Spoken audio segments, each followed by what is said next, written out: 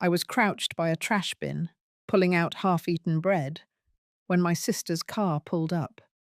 She didn't speak, just opened the door. That night, I slept in a $1 million condo. The next morning, she handed me a letter, a transfer, $9 million, all in my name. But peace didn't last. My children came crawling back, the same ones who drained my savings and threw me out like garbage. They said they missed me, said they wanted to help. But this time, I wasn't a mother. I was a storm, and they had no idea what was coming. I didn't even taste the bread. It was stale, cold, crusted over. But my hands moved on their own, tearing at it, stuffing little pieces into my mouth while I crouched low behind the trash bin. I wasn't hiding. Not really. But I wasn't ready to be seen either. Not like that. My back ached, my knees burned. And then I heard tires, slow, expensive tires. Her door didn't slam. Her heels didn't click. She just stood there, quiet, still, and I couldn't lift my head. Not until I saw the toe of her shoe, near mine. Then the door opened. No words, just heat from the car's interior and the silence between sisters. That night, I slept wrapped in cotton sheets and still smelled like trash. The next morning, she gave me the envelope. But you know all that already. This isn't a story about rescue. It's about what happened after, what crawled back in after I thought I was safe. It started 3 days later. I had just figured out how to use the espresso machine Lydia installed in the condo. I was drinking something called a double ristretto, whatever that meant. And then the concierge buzzed me. They were downstairs. Brian and Darlene. I don't remember walking to the mirror, but I remember staring at my own face. I looked soft, the kind of soft that used to make me easy to move around, to dismiss. But I wasn't that woman anymore. So I buzzed them up. They came with flowers, white lilies, too elegant, too funeral-like. I knew Darlene picked them. Brian wouldn't know a lily from a lamppost. They smiled, tight, practiced smiles. Brian opened his arms. I didn't move, so he dropped them and said I looked amazing, said the place was beautiful, said he missed me. I let them in, not because I trusted them, but because I needed to see how far they would go. Darlene sat on the edge of the couch like she didn't want to wrinkle anything. Brian moved through the condo like he still owned it. They made small talk, asked how I was adjusting, asked if I was eating enough, if Lydia was around, where the money came from. I didn't answer most of it. Eventually, Brian leaned forward, elbows on his knees, same posture he used when he wanted to seem sincere. He started talking about family, about mistakes, about second chances. He reached for my hand. I let him take it. He said he was sorry, that what happened that night was out of character, that they were both stressed, that Darlene's mother had been sick, that I caught them on a bad day. I pulled my hand back. That's when Darlene spoke. Her voice was soft, but she was the sharp one. Always had been. She said they wanted to reconnect, that they had talked, that they missed having me in the house, that they were ready to help, to take care of me. That word again, take care. That was the same thing she said to me before she changed the locks. The same thing she whispered when I was sick and asked her to pick up my prescriptions, but she said we should let nature take its course. She offered tea. Brian nodded along. He said they were turning a new page. I asked them if they were thirsty. They said yes. So I made them wait. I stood in the kitchen and poured water slowly. Let them sit with their kindness. Let it stew. Let them get comfortable. When I came back, I set the glasses down and said nothing. Brian asked if I wanted to come stay with them for a while. Just a weekend. Just so we could talk things through. I smiled. That scared them more than if I had screamed. The next morning, there was a note under my door. Handwritten. Brian's handwriting. It said he had a friend who could help with financial planning, just in case I ever wanted advice. Said I should never feel alone with all these new responsibilities. 2 days later, they brought homemade cookies and a folder labeled Emergency Preparedness Packet. Inside were forms, power of attorney templates, health directives, banking access. They called it proactive care. I called it bait. And just like that, it began again. But here's the thing. They didn't know I was recording. From the first knock on my door, I had the recorder tucked under the hallway table. Every visit, every word, every paper they placed on the counter. It was all there. Because this time, I wasn't just a mother. I was a witness. And I had learned something the hard way. Forgiveness means nothing without accountability. So I waited. And if you've ever waited like that, you'll understand the kind of stillness I'm talking about. The kind where your bones hum with memory, where your silence is louder than their shouting, where the storm is not in the sky, but inside your chest. They thought I was back where I belonged, but I had already buried the woman they betrayed, and what was left had teeth. I knew they wouldn't wait long. Parasites don't rest when they smell blood. And Brian, he was never one to let a dollar slip past him, especially if it had my name on it. On the third morning, Darlene came alone. She brought croissants, warm from the bakery. She had curled her hair, wore a soft blue blouse, the same color she used to say made me look tired. She smiled like we were old friends. I didn't invite her in. She stepped in anyway. She placed the bag gently on the kitchen counter, then glanced around the condo like she was trying to refamiliarize herself with the layout. Her voice was pleasant, light. She asked how I'd been sleeping, if I'd been getting outside. I let her talk, let her fill the silence. She was always better when she thought she was in control. Then came the reason she was there. She said she'd spoken with a resource coordinator from a senior advocacy center. Said it would be smart to review my documents now that things were changing. She brought a pamphlet. She called it a kindness. I didn't touch it.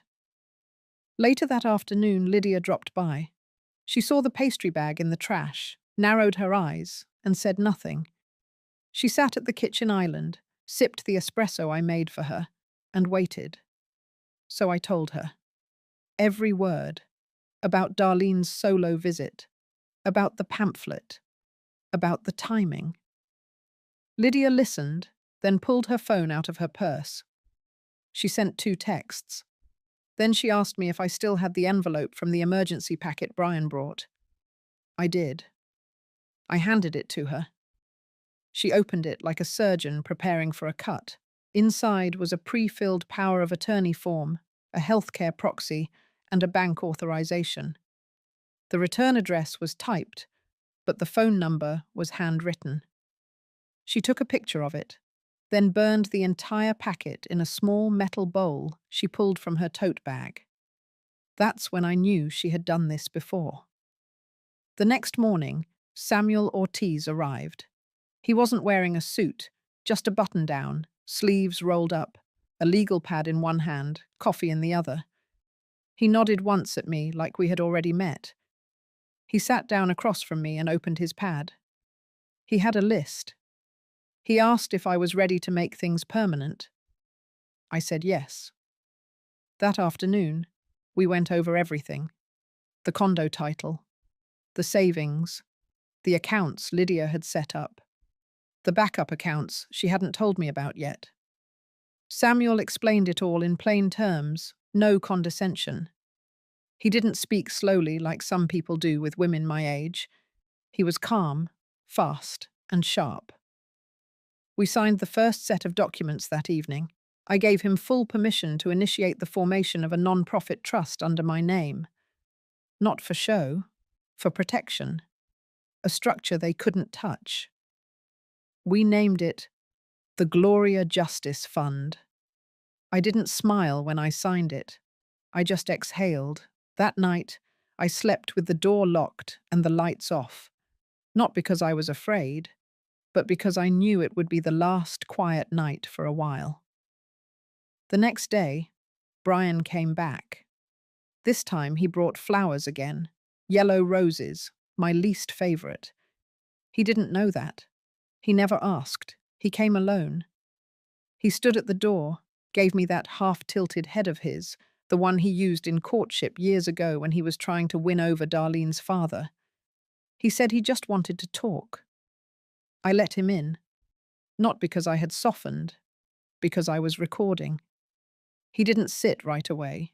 He lingered, looked out the window, said the view was incredible. Then he launched into a story about how hard things had been lately. The economy, the stress, the pressure of raising kids in a world like this, how he missed me, how Darlene had cried after seeing me, how he regretted everything. Then he paused, said he had brought something to help us move forward. He opened his bag and pulled out a folder. Inside there were 2 documents. One was a family care agreement. The other was an asset protection plan. He used those exact words. I nodded like I was considering. He walked me through each page, pointing out clauses he didn't understand himself. He said they were just for ease, for emergency access, for shared responsibilities. He said it would make him sleep better at night. I looked at him and said one word. Sure. He beamed. The next morning, Samuel filed the foundation paperwork. Lydia paid the rush fee to have it processed within 24 hours. The accounts were locked under the non-profit's legal protection clause. Any attempted access from an outside entity would trigger a flag and a report.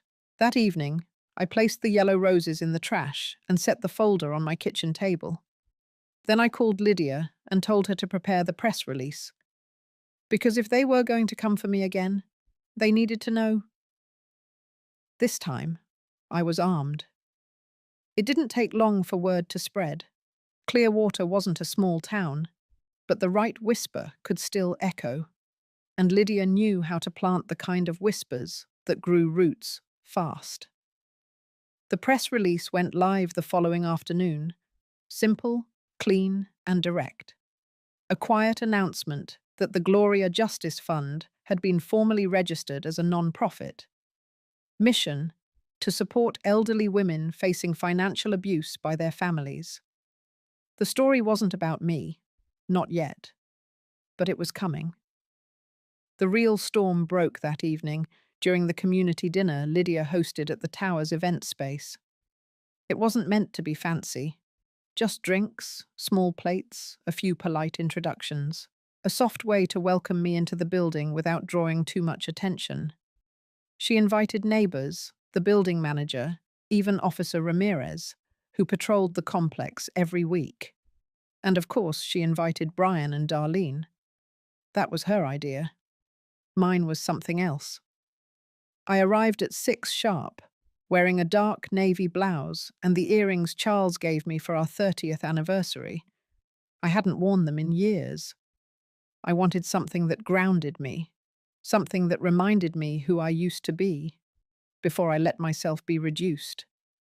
People were already mingling, soft jazz played over hidden speakers. The windows glowed with sunset, bouncing light off the ocean. Lydia moved through the room like a conductor, steering conversations, setting pace. She didn't hover near me, but I could feel her presence from across the space. Always aware, always watching. Brian and Darlene walked in 20 minutes later. They looked polished, smiling too hard.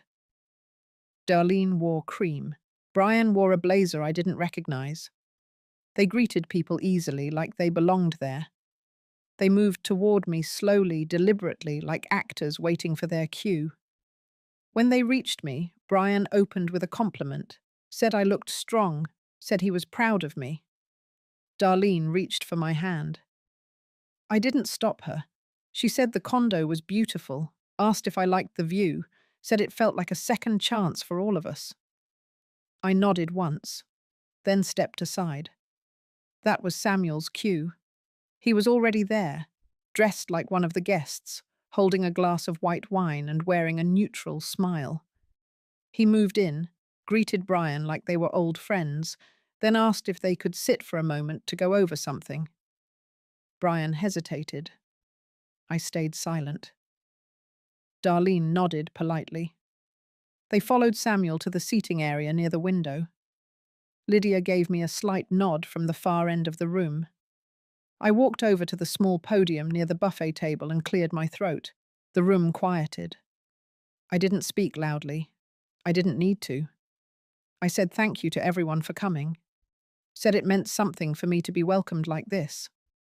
Said the past few months had been difficult. That transitions were rarely smooth. That sometimes, when families broke apart, the pieces didn't always fit back the same way. And then I turned to Brian and Darlene. I said their names out loud. The air shifted. I told the room that I believed in accountability, that love wasn't real without truth, and that sometimes people needed to see what that looked like. Then I clicked the small remote Lydia had given me earlier. A projector screen dropped behind me, silent and smooth. The first video began. It showed Brian sliding a folder across my kitchen table. His voice, calm, rehearsed, outlining how helpful it would be for him to have access in case of emergencies. The footage was clear, the audio sharper than I expected. Next came Darlene's visit, her voice describing a senior care coordinator, offering advice on how I could slowly shift my decision-making to people who had more capacity. And then a third clip, the one from the concierge camera. Brian telling the desk clerk that I was struggling, that I might need someone to check in if I missed a wellness call. That one cut deepest. When the final clip ended, the room was silent. I let it sit for a full breath. Then I spoke again. I said this wasn't revenge, it was protection, that I had spent a lifetime swallowing disrespect in the name of peace, that this wasn't just about me. It was about every woman in that room who had ever been called difficult for speaking up, every mother who had been treated like property, every widow who had been left out of the decisions once her husband was gone. Brian stood up. His voice cracked. He tried to speak. Samuel raised a hand gently. Darlene's face was frozen. Lydia took one step forward. Not to threaten, just to anchor. Samuel turned to the crowd and announced that all evidence presented was verified, time-stamped, and part of a formal legal record. That the Gloria Justice Fund had been secured against manipulation by any party, familial or otherwise. That fraud against it would be treated as a federal offense. Brian said one word. It wasn't sorry. It was my name, like a plea, like I could undo what had already begun. I looked him in the eye, then turned my back. People didn't cheer. They didn't clap. They just stood there, stunned, absorbing it, letting the story fill the corners of their own memories. The rest of the evening moved in a blur. Brian and Darlene left within minutes. No goodbyes, no cleanup. Just vanished into the elevator, as if distance could erase what had just happened. I stayed until the lights dimmed, until Officer Ramirez came by and said it was a powerful thing I'd done, until Lydia touched my arm and said softly that it was time to go home. That night, I sat in the living room alone. No wine, no music, just the soft hum of the refrigerator and the faint sound of waves through the window. I didn't feel triumphant, not yet. But I didn't feel erased either.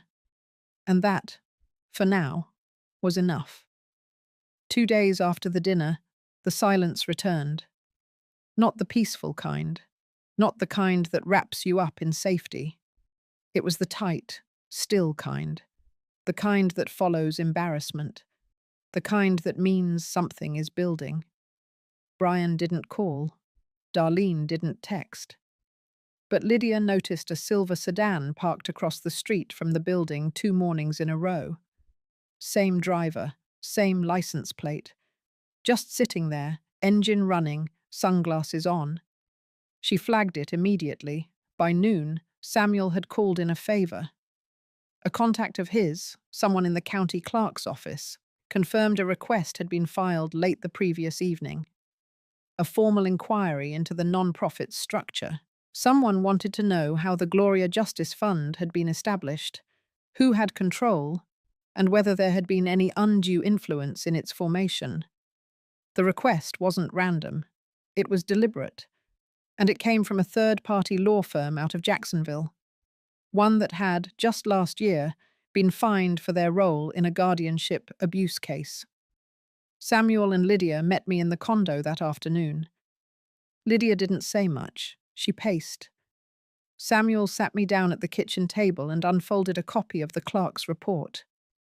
At the bottom of the form, in small print, was a name I knew too well, Darlene Connors Hanford. She had submitted the inquiry under her maiden married hyphenate, likely hoping I wouldn't see it for what it was. But I did, and it didn't surprise me. What did surprise me was what came next. 3 days later, a man showed up at my door, late 40s, polo shirt, clipboard in hand. He introduced himself as part of a private elder services audit and said he was conducting friendly interviews to ensure community members were aware of their legal options as they aged. He smiled too much. He kept glancing at my living room wall like he expected to see cameras. I didn't let him in. I took his card, closed the door, and locked it. Then I called Lydia.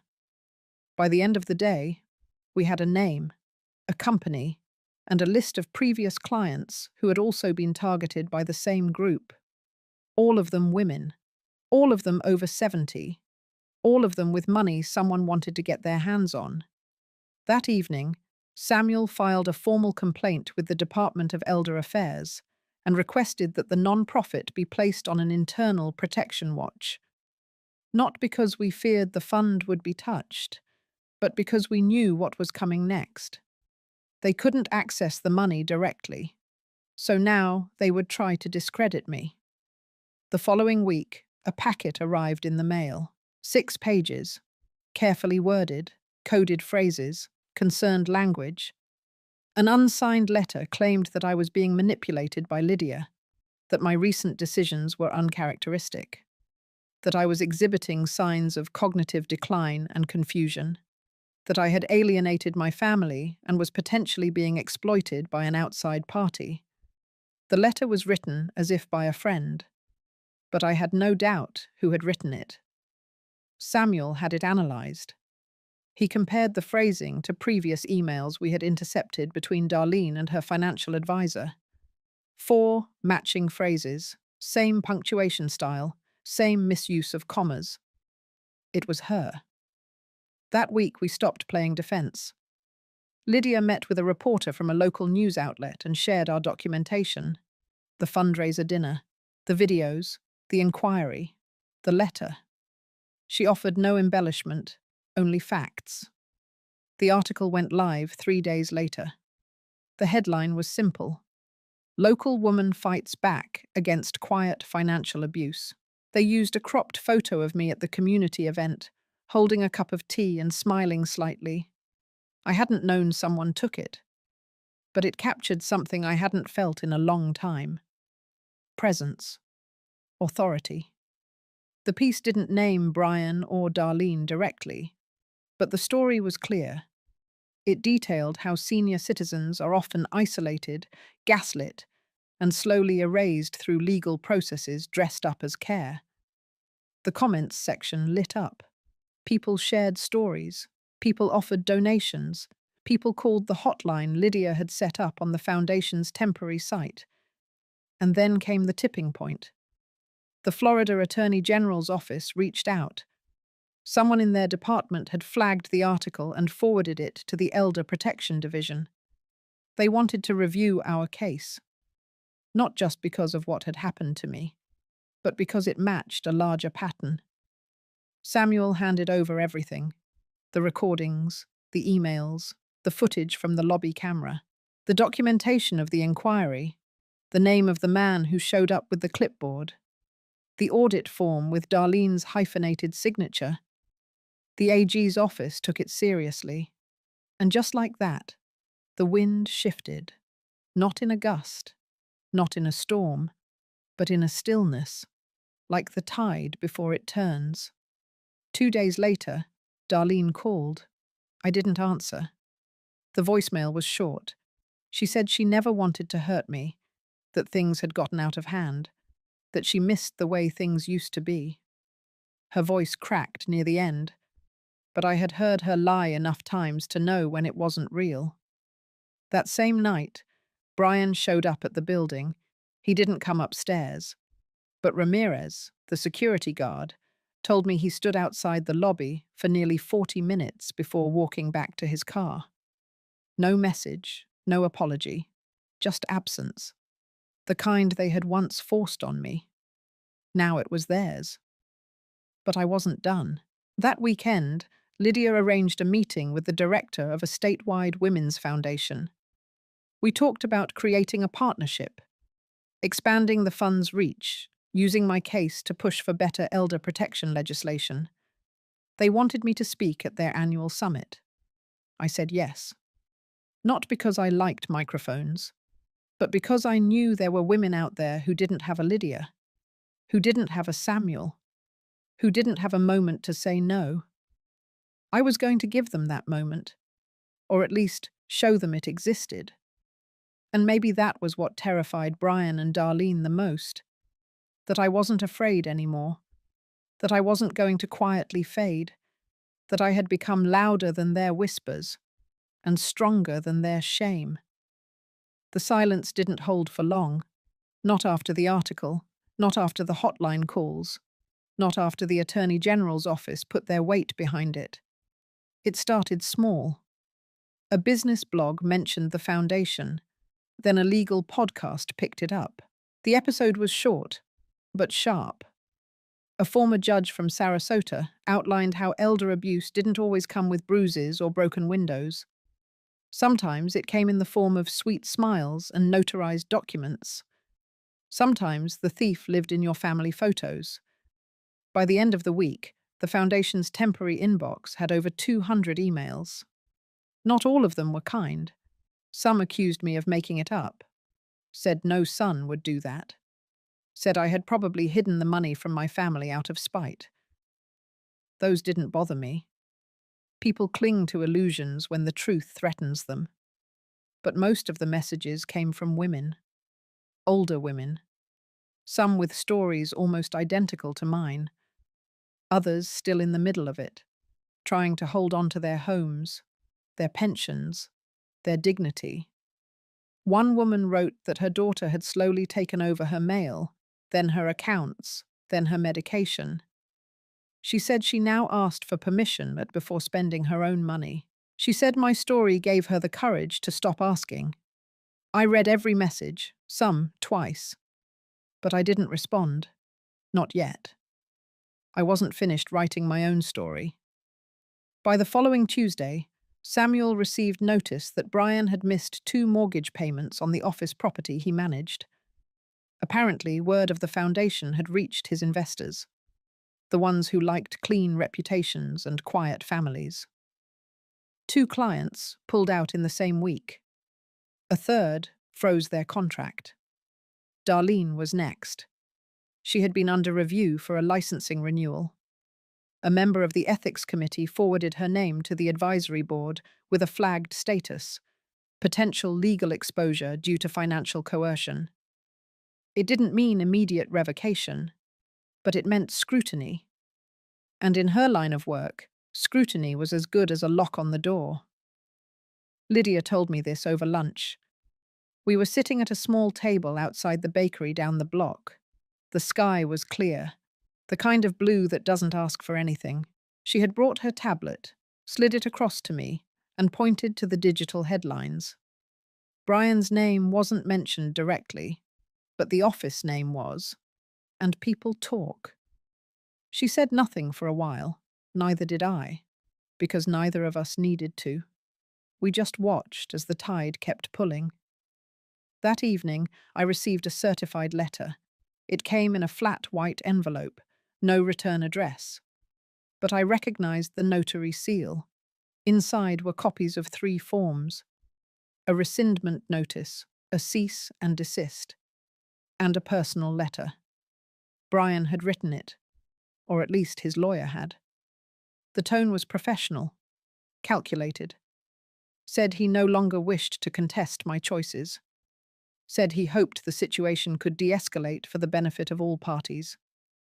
Said he wished me peace. He didn't mention the money. He didn't mention the abuse.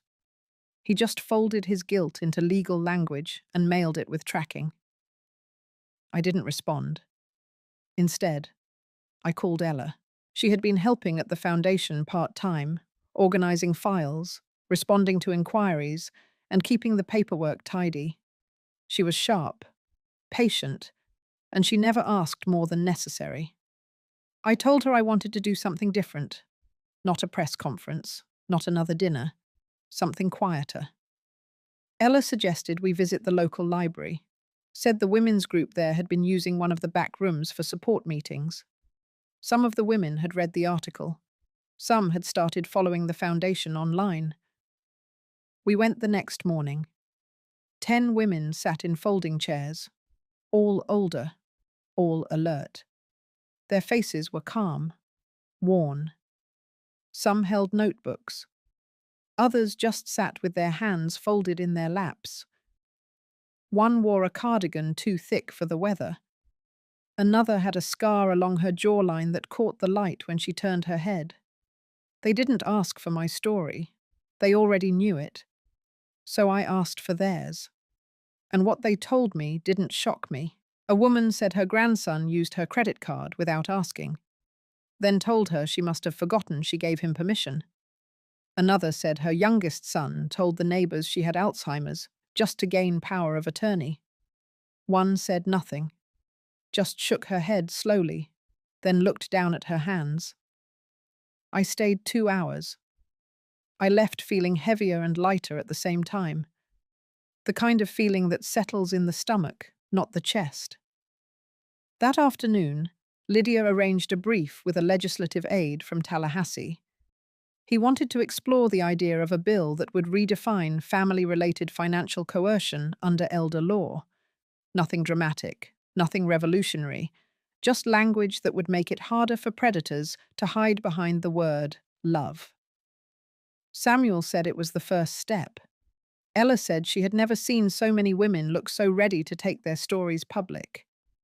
I said I wasn't going anywhere. Not now. Not while the ones who tried to erase me still thought they could walk away clean. The following morning, Ramirez called. Said there had been a noise complaint. Unit 7B, the one Brian used to rent for weekend visits. Apparently, he had stopped paying the lease, and the owner had filed for eviction. Ramirez said they had been trying to move things out quickly. He also said a few papers had been left behind. Legal drafts, printed emails, notes. He didn't say it, but I knew what he meant. He asked if I wanted him to shred them. I said no. I wanted a copy. Because sometimes the best way to close a chapter is to keep the page. And sometimes the people who hurt you the most leave behind their own confession. All you have to do is wait long enough to find it. The week after the letter arrived, the weight shifted again. Not because I answered it. I didn't. But because the silence that followed started to feel different. Less like retreat, more like preparation. I had seen that silence before. It was the kind that came before another attempt. The kind that meant someone was regrouping, finding a new angle, drafting a cleaner version of the same attack. Samuel agreed. He said nothing had landed legally, but he had a feeling we hadn't seen the last of it.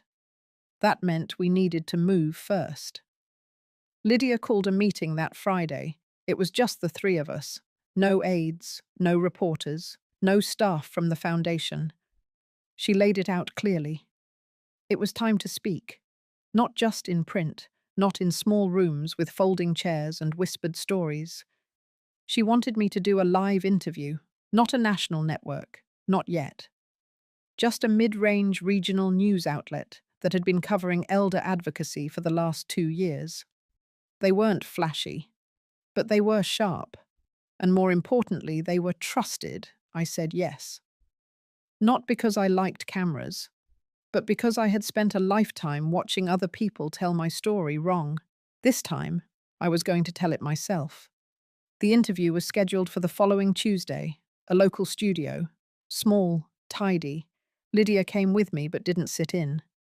Ella stayed behind to manage foundation calls and schedule follow-ups with the women's group. Samuel had already prepared the key facts and reviewed every potential question the anchor might ask. But I didn't use the notes. I sat under those lights with my back straight and my hands folded in my lap. And I told the truth.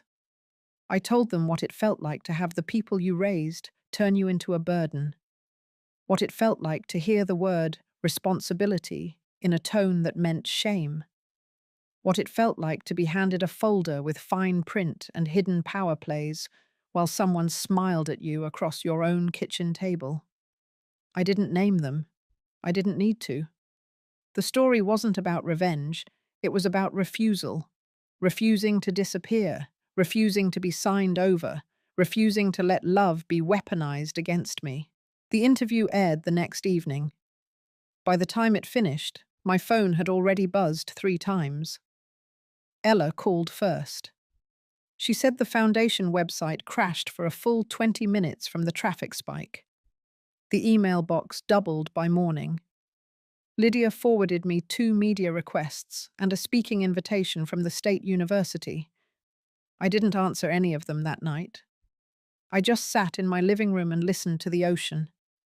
Because underneath the storm of noise, I could feel something else. Not pride, not victory, just relief. The kind that comes when the truth is no longer stuck behind your ribs. The next morning I found a package outside my door. No label. Inside was a manila folder and a short note, typed, anonymous. The note said nothing specific, just a line that read, "You're not the only one." The folder contained photocopies, legal documents, letters, screenshots, at least 3 different cases, all women, all seniors, each one with a familiar pattern. Someone they trusted slowly eroding their autonomy. Not all through violence. Some with signatures. Some with silence. The packet included 1 case from Clearwater, another from Naples, a third from a suburb outside Tampa. Samuel took 1 look and said it was a pattern, not just anecdotal, systemic. That afternoon, he forwarded the documents to his contact in the Attorney General's office. And just like that, what started as a personal reckoning began to shift into something larger. That weekend, the foundation hosted its first community legal clinic. We rented space at the old Civic Center. Ella coordinated with a team of volunteer attorneys, social workers, and healthcare advocates. Over 60 people showed up. Some came with full folders, others came with nothing but stories. I stood in the back most of the time, watched, listened. I didn't need to be front and center anymore, because the room was already filled with voices that mattered. Women asking direct questions. Women not apologizing for needing help. Women learning to document what used to be dismissed as bad memory or family tension. At one point, a woman in a grey blazer raised her hand and said she had been made to sign over her bank access after her son told her it would make things easier. She hadn't seen a bank statement in 6 months. The lawyer at the table next to her didn't flinch. She asked for dates, for names, for paperwork. That was the moment I realized the foundation wasn't mine anymore. It belonged to them, and I was fine with that. That evening, Samuel showed me the draft of the bill proposal. He and the legislative aide had worked through the language for weeks. The title was clean: Elder Financial Consent Reform. Nothing dramatic, just a new set of checks and balances. A requirement for third-party legal review when family members seek financial control over anyone over 65. Lydia said it was ambitious. Ella said it was overdue. I said it was necessary. And that was the end of it. The bill would take time, maybe months, maybe longer. But it had a name now, and so did I. No longer just someone's mother, no longer someone's patient, not even someone's survivor. Just someone who spoke, and finally was heard. 3 days after the bill draft was submitted, the first public hearing was scheduled. I didn't plan on attending, but Lydia insisted, said my presence would speak louder than any testimony, said I didn't even need to say a word. She was right. I didn't speak. But I sat in the front row, beside Ella and a woman named Rochelle, who had driven 2 hours just to be there. Rochelle had a folder in her lap, thick with court transcripts and doctor's notes. She gripped it like armor. That morning, I watched the legislative aide stand behind the podium and read the bill aloud.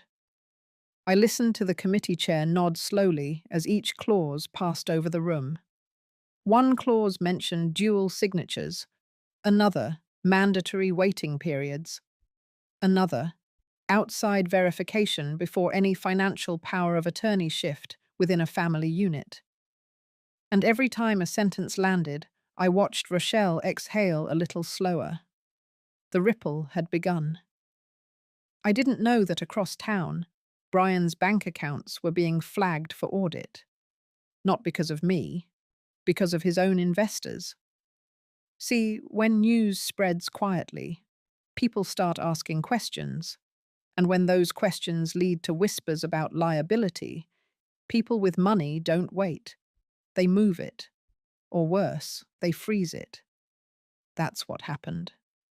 One of Brian's silent partners requested a review, not just of the current books, of every asset his firm had managed in the past 3 years, including mine. By the end of that week, Brian's financial power of attorney agreement over my name had been officially voided. It wasn't hard. Ramirez had already confirmed the signature page was incomplete, that it had never been fully witnessed. Brian must have thought I wouldn't notice, or that I wouldn't fight. But it turned out his laziness was louder than his cruelty.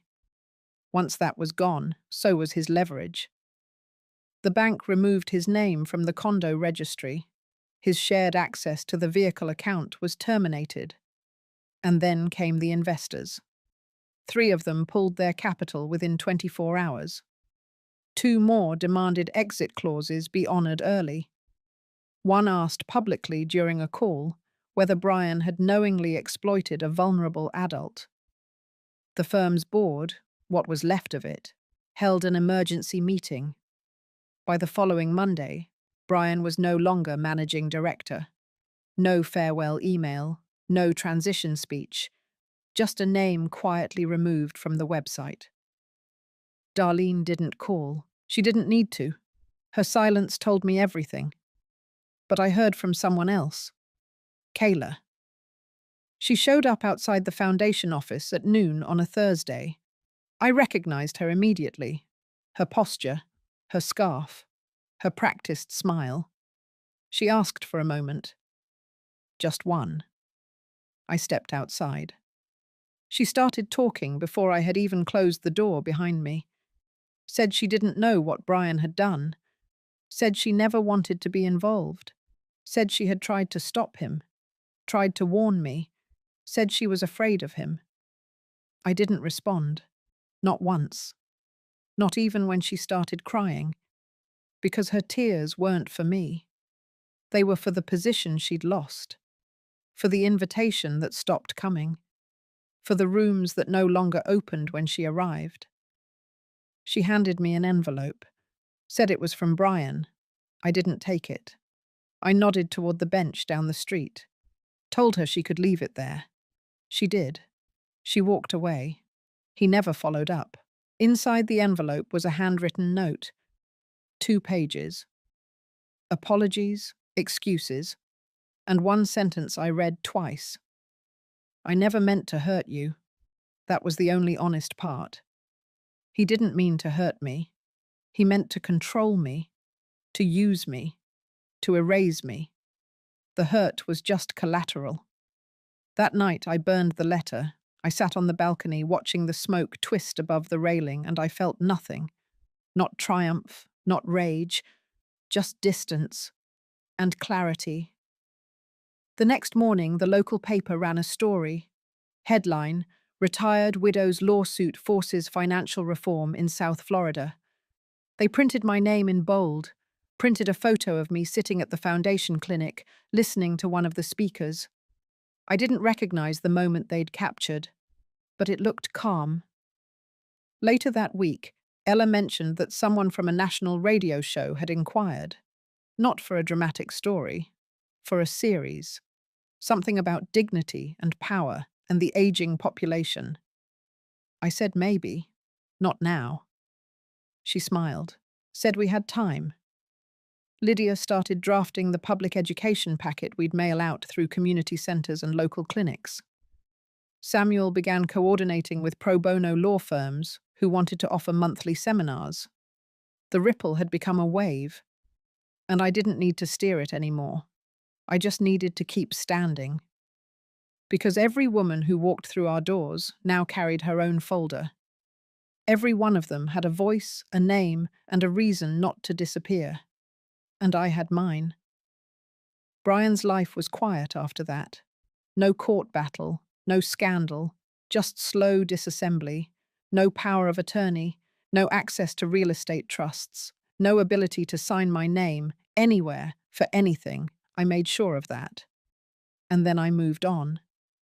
Because my story didn't end with his fall. It began with my rise. The days after Brian's quiet fall weren't filled with celebration. There was no grand closure, no final scene where justice was neatly wrapped. Just a long silence. It settled into the condo like dust. And I let it. Because even as I stood on firmer ground, something inside me had shifted. Not just anger, not just pain. Emptiness. For years, my world had been shaped by resistance. I had lived in defense mode, braced for the next letter, the next insult, the next legal loophole they might use. Now that the storm had passed, I wasn't sure what to hold anymore. Ella noticed first. She stopped me in the hallway one morning, gently took the planner from my hands, and asked if I had eaten breakfast. I hadn't. I told her I forgot. She gave me that look, the one people give when they care but know not to press too hard. I didn't want pity. I didn't even want comfort. What I wanted, what I craved, was a reason to move, to breathe, to start something that didn't begin as a defense. The foundation kept me busy. The media attention had shifted into something more stable, more constructive. Women were reaching out from other states now, some asking for help, others just saying thank you. But the thank yous didn't reach as deep as the pain had. Samuel called it a vacuum effect. Said once the body stops fighting, the mind doesn't know what to do with all the space. He offered to set me up with a therapist. I said yes. Not because I believed in therapy, but because I had tried everything else. The woman I met was named Rebecca, late 40s, silver-streaked hair, soft voice, but eyes like steel. She didn't start with questions. She started with silence. She waited for me to speak, and when I did, she didn't interrupt. She listened. That first session, I said things I hadn't told anyone, not even Ella, not even myself. I told her I still dreamt of that first morning in the condo. The way my sister looked at me, how quiet it was, how unreal it felt to have a key again. I told her I sometimes walked to the balcony and waited to feel like I deserved it. She didn't tell me I did. She told me that didn't matter.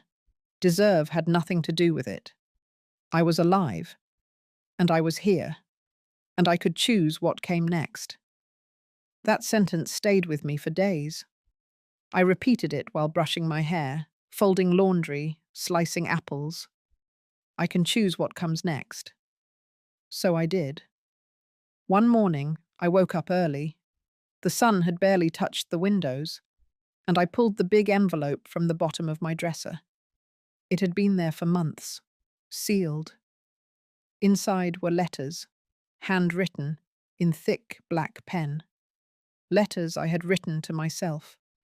After the bridge, before the condo, in the shelter. I had forgotten most of them.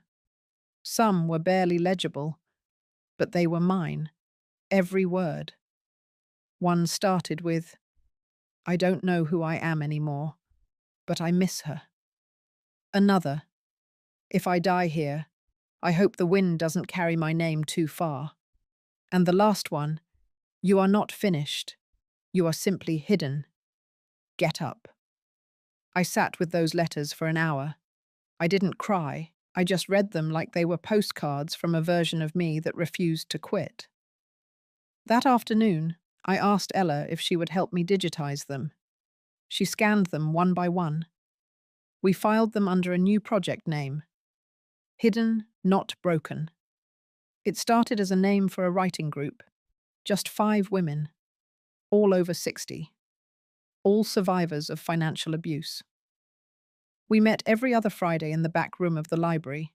Each brought a single page. Sometimes it was a memory, sometimes a letter, sometimes a poem. And in that small circle, something began to mend. Not just in me, in all of us. There was Rosa, who wrote about being tricked into refinancing her house, and June, who hadn't spoken to her daughter since 2014, and Beatrice, who had burned every photo of her wedding, but still remembered the weight of the dress. No one gave advice, no one solved anything. We just wrote, and spoke, and witnessed each other. It was enough. One morning, after the group, I walked past the park on 3rd Street, the same place I used to sit when I had nowhere else to go, and I saw a woman there. Thin coat, duffel bag, eating crackers slowly like they might be her last. I didn't stare. I didn't interrupt. I just walked to the cafe across the street and bought 2 sandwiches, came back and handed them over without a word. She didn't say thank you. She didn't need to. That evening, I told Rebecca about it. She asked how it felt.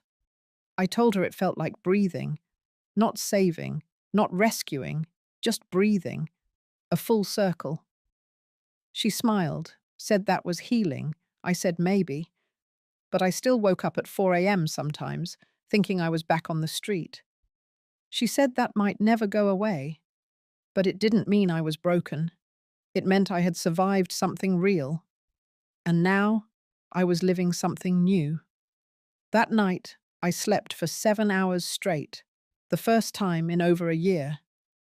When I woke, I made coffee, not because I needed it, but because I wanted to. The air was cool, the condo quiet, and for once I didn't feel haunted by silence. I just sat, still, not hiding, not defending, just here. It was a Wednesday when the letter arrived, a manila envelope, thick with folded legal documents and a handwritten cover note from Brian. I didn't need to open it. I already knew what it was. The trust. The original family trust. The one I had signed decades ago when my late husband and I created it for the children, with clear instructions and protections. What I didn't know back then was that Brian had quietly amended it 2 years before Robert died, transferring the majority of assets into a separate holding. He did it under the guise of streamlining the estate, and somehow got Robert to initial it in a rush of hospital papers. Now that the damage was done and his reputation was burnt, he wanted to make things right. I placed the envelope on the table and walked away. There was no making things right, but I knew what I had to do. For weeks, I had stayed away from confrontation. I had chosen to rebuild rather than retaliate. But something shifted as I stared at that envelope. It was not vengeance I wanted. It was an end, a clean one, a final conversation. So I made the call. The receptionist at the rehab clinic where Brian had quietly checked himself in 3 weeks prior told me he was available that Friday. I asked for a private room, not for his comfort, for mine. I didn't want an audience. I didn't want sympathies. I wanted to see the man who had torn through my life like a storm, who had stolen, lied, manipulated, and walked away. Ella offered to drive me. I said no. This was mine to finish. The clinic was 2 hours north, tucked between eucalyptus trees and a wide gravel driveway. Clean, quiet, not a punishment, more like a retreat. I checked in with the front desk, handed over my ID, and waited. When Brian walked in, he looked smaller than I remembered. Not thinner, just less. Less presence, less sharpness in the eyes.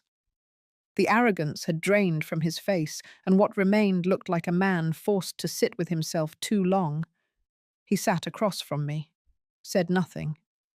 Neither did I. Not at first. I looked at him the way you look at something long enough to stop fearing it. Then I began. I told him about the cold nights under the bridge, the days I wandered from shelter to shelter, watching people turn away. I told him about the moment my sister found me, and how I slept that first night, not from comfort, but exhaustion. Then I told him about the letter, the one he sent, buried in apologies and disclaimers. I told him I didn't care about the money, not anymore. Because money could be stolen, lost, drained. But what he took from me was something far more personal. My trust, my name, the way I was seen by my own family. He opened his mouth, tried to speak. I raised a hand, told him I wasn't done.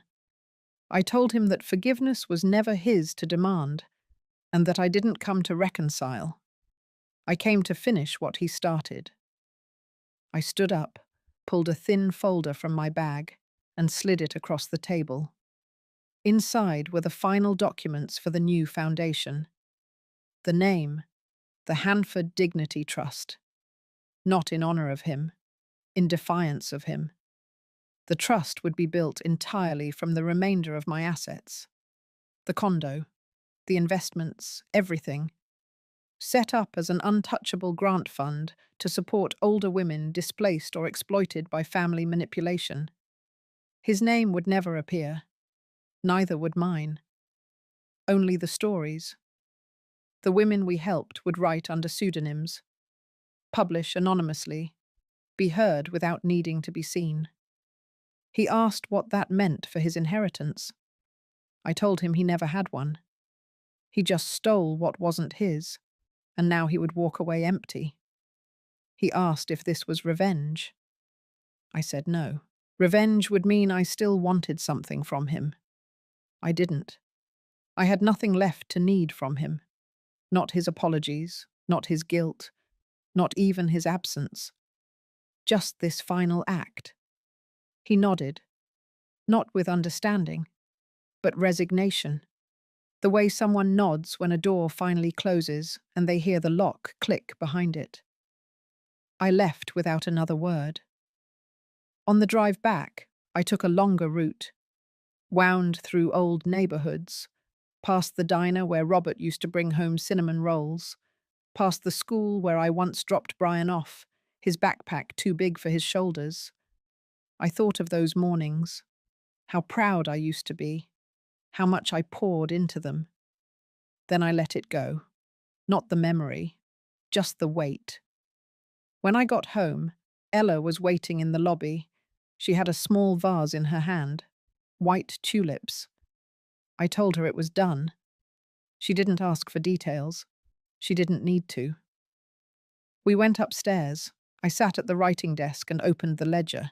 I flipped to the first blank page, and for the first time in years, I didn't write about pain. I wrote about the women at the group, about Rosa's laughter, June's story about painting again after 30 years, Beatrice's new puppy. Simple things, small things. Proof that rebuilding wasn't just about surviving. It was about choosing softness again and again, even when the world had gone hard. That night, I made soup, not because anyone was coming over, just because it was raining, and I liked the way the steam rose in the kitchen. It had been 6 days since I left the clinic. 6 days of silence, not from inside me, but from the outside world. For once, no calls, no threats, no fake apologies from anyone in my family. It felt eerie, almost staged. But peace is a fragile thing when you've lived too long inside a storm. On the 7th day, it cracked. I was in the kitchen, slicing strawberries into a ceramic bowl, when Ella's voice echoed down the hall. "You're going to want to see this." I walked into the living room. She had the news playing on the muted TV, but it wasn't the broadcast she wanted me to focus on. She handed me her phone. A video, posted on a local gossip account, now going viral. It was Brian, leaning on a podium in some rented hotel ballroom.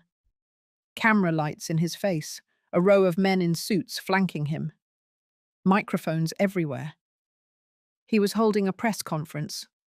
The headline on the banner behind him read, "The Hanford Estate, Truth and Restitution."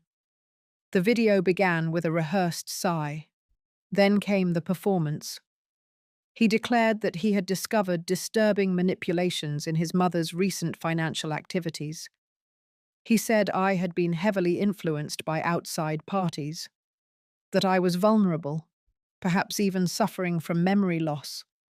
He insinuated that the new trust was fraudulent, that the funds were being funneled to anonymous shell organizations, that he, as her son, had a duty to intervene. Then came the real hook. He announced he had filed for emergency guardianship of me, of my assets, of my entire legal identity. The strawberries fell out of my hands and rolled across the floor. I didn't pick them up. Ella paused the video and looked at me. My heart wasn't racing. It was still, not frozen, focused. This wasn't about inheritance anymore. This was war, and Brian was making his last move. I sat down slowly and pulled out the leather folder I kept tucked behind the bookshelf. Inside were the notarized documents I had prepared months ago. Power of attorney, advanced directives, medical evaluations, witness testimonies. Everything had been signed and sealed long before I even told Ella about the foundation. I wasn't careless. But Brian had power, influence, a media team, lawyers willing to rewrite truth for a price. He was trying to force my hand, paint me unstable, take back everything through the courts. He didn't just want the money. He wanted to erase me from my own story. I called Marion Rosenthal, the attorney who had helped structure the foundation. She had known this might come. Her voice was firm, measured. "Do not respond emotionally. Let me handle it." I agreed, then hung up. But I didn't sit still. That evening, I called Rosa from the group. She had worked in public radio for years before she retired, knew how to shape a story, how to control a narrative. I asked her if she could get me 10 minutes on a podcast, not to defend myself, but to speak plainly. By morning, she had it scheduled. We recorded that afternoon. Just me, a microphone, and a quiet studio. I didn't cry. I didn't beg. I told my story, how I raised my children with little more than instinct and love, how I ended up homeless despite owning a home, how I rebuilt my life, not with revenge, but clarity, how women like me are erased in silence every day, not just by strangers, but by their own families. Then I read from my journal, not the angry entries, the quiet ones. The morning I planted basil on the balcony and watched it grow. The day Ella fixed the bathroom door without being asked. The night I cooked stew for the building security guard, who missed dinner because of a double shift. It wasn't an argument. It was a mirror. And the world listened. The episode hit 1 million streams in 2 days. Brian's team went silent. By the end of the week, Marion called with news. The judge had denied Brian's guardianship petition. The court cited premeditated fraud, lack of medical evidence, and conflict of interest. They also referred the case to the district attorney's office. Brian's attorneys jumped ship 2 days later. That should have felt like triumph. It didn't. Not yet. Because I knew this wasn't just about Brian. It was about the pattern, the comfort society gives to men who take, and the suspicion it casts on women who resist, especially when those women are older, especially when those women have money. The week after the court ruling, I sat on the rooftop garden with Ella. The city below buzzed like always, indifferent. But in the breeze, I felt something shift. Not safety, not celebration, just presence. I was here. I was not erased. Ella poured us tea. She didn't ask what I would do next, but I told her anyway. I wanted to start a storytelling series, not about trauma, but about resilience, real voices, real women, real beginnings. We'd call it Still Here. She smiled, then handed me a notebook. It was blank, just the way I liked it. I picked up my pen and began again. Dewey Day la Chung 11th, Ban Huan Chin, Viet Lien Mak, Bam Sat Yan Y Da Lu, Dung Dong Van và mạch cảm xúc của các chương trước. Chapter 11. Gloria Hanford. American English. Minimum 850 words. Full text, stored. The launch day came quietly. No ribbon cutting, no cameras flashing, no velvet ropes or red carpet. Just a small room inside a local community center, folding chairs arranged in a circle, pitchers of lemon water on the side table. The walls were plain, beige, the ceiling lights flickering slightly as if unsure of their place. But to me, it felt perfect. It felt honest. Still, here wasn't born from a marketing team. It was born from silence. From the space women disappear into once their usefulness fades in the eyes of others. And now, it had a voice. Or rather, many voices. We were about to open the door. Ella stood beside me, clipboard in hand, her energy steady but alert. Behind her, Rosa was checking the sound setup, the little mic on the podium already tested twice. Marion had sent flowers, pale yellow lilies in a chipped vase that used to sit in her office window. And the first group of women, our first speakers, our first listeners, were beginning to take their seats. No introductions, no fanfare. I stepped forward. My voice did not tremble. Good morning. My name is Gloria Hanford, and I am still here. That was all it took. One sentence, one heartbeat, and the room leaned in. I told my story, but not the courtroom version, not the one trimmed for press or podcasts or public defense. I told the version that lived in my bones. The night I slept in my car. The morning I watched my son sign away my house like it was a used appliance.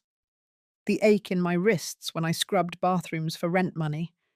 The silence in my phone for 3 years straight. And how one day, someone saw me. And I remembered I was not done. When I finished, I didn't look for applause. Instead, I sat down and waited. The second woman stood up. Her name was Iris. She had been a teacher for 32 years, one divorce, two miscarriages, and a daughter who only called when she needed money. Her voice cracked when she spoke, but she spoke anyway. Then came Bernadette, then Lila, then Esther. Some whispered, some shouted, some wept. None of them hid, and that was how it began. The next 3 weeks blurred together. Word spread fast, from churches to libraries to small Facebook groups run by retirees. Ella built a digital newsletter. Rosa worked with a local station to record the sessions for radio. We didn't ask for donations, but they came anyway. Envelopes with handwritten notes, crumpled bills, gift cards. One woman mailed a check with a post-it. I waited 42 years to say this out loud. Thank you. Still Here grew roots. We had stories from women in trailer parks, from women in high-rise condos, from widows, from women still married but entirely alone. We had a woman who used to be a judge, and another who hadn't read since 8th grade. We had grief and laughter and rage and hymns sung without accompaniment. And through it all, I never mentioned Brian. Not once. He had vanished from the headlines. The guardianship bid had backfired so publicly, no lawyer would touch him now. His real estate firm had gone silent. Lawsuits started circling. But that was no longer my focus. Something better was happening. One evening, after our third recorded session, I received an email. It was from a producer at a national network. She had heard the podcast, read the blog Ella maintained, and wanted to interview me for a documentary series on women over 60 rewriting their legacies. I forwarded it to Marion. She called me instead of replying by email. Do you want this? I didn't hesitate. Yes, but not for me. For the others. 3 weeks later, they came to film. I wore a plain navy sweater and sat in front of the community garden where we hosted some of the outdoor sessions. The producer asked me to talk about justice. I spoke about presence. She asked me about power. I told her about listening, about the silence that follows a woman into every room once she's no longer fertile, or marketable, or soft-spoken. The segment aired during a Friday night prime slot. The phone rang off the hook the next morning, but one message stood out. It was a letter, handwritten, no return address. It read, "You ruined my inheritance, but I think you saved your soul." The handwriting was familiar. I folded it, placed it in the drawer with the basil seeds, and didn't look at it again. Some ghosts don't need exorcising. They need forgetting. Still, here became more than a circle. It became a movement. We added workshops, sessions on financial literacy, estate planning, assertiveness training, storytelling as healing. Women brought their daughters, some brought their sons. We didn't advertise, we didn't expand fast, but we grew strong. And one afternoon, as I sat with Rosa and Ella planning the full schedule, I realized something. I had spent years waiting for peace. It was never coming. What came instead was clarity. Peace can be taken away, but clarity stays, it grows, it roots, and it never apologizes. It was almost dusk when I stood at the back of the old farmhouse again. The air carried that kind of stillness only autumn knows. Leaves drifted down like whispers. The porch lights flickered on automatically. For a moment, I just stood there, watching the windows, the shadows, the roof I once paid for. And then I walked toward the door. I had asked Marion not to come. This was something I had to do alone. The door opened before I reached it. Brian stood there. He looked smaller, greyer, like someone had turned the volume down on him. We didn't speak right away. I stepped inside. The floor creaked beneath me like it used to. Same scent of lemon polish and dust. The house hadn't changed, only I had. I sat down on the edge of the couch. He followed, slow, careful. I waited. Finally, he spoke. I didn't know. That was all he said. I nodded. You didn't want to know. He looked away. I never meant to hurt you. You didn't need to. You just had to look the other way. Silence settled between us, but it wasn't the kind that swallows. It was the kind that reveals. He reached into a drawer, pulled out a crumpled envelope. Inside were snapshots. Me in the back of a shelter. Me sweeping the floor at a gas station. Me sitting alone on a bench. Photos I had never seen, taken by someone, somewhere. For what purpose, I couldn't tell. I looked at them, then at him. Why do you have these? He didn't answer, just looked ashamed, or maybe just empty. I didn't cry, not because I wasn't hurt, but because I no longer needed to bleed to prove I had been wounded. I stood up. You will never understand what you took from me, but I've stopped needing that. I came here because I wanted to see if you still lived in the ruins you made. He didn't ask me to stay. He didn't ask for forgiveness. And for the first time, I didn't ache for either. I left the envelope on the table, and I walked out. The last thing I heard was the door closing behind me, no louder than a breath. Still, here didn't make headlines that month, but the waiting list doubled. We got invited to speak at 2 universities. A librarian from Alabama drove 16 hours just to sit in one of the circles. Marion helped us apply for non-profit status. Rosa was invited to co-produce a public radio series based on some of the sessions. Ella turned down a PR firm's offer and stayed on with us instead. And me? I bought a small house by the lake, not too far from the center, but far enough to sleep without noise. Some mornings, I sit on the porch with a warm cup and think about what it means to outlive your own story, to keep walking after the chapter ends, to write new ones, not out of revenge, but renewal.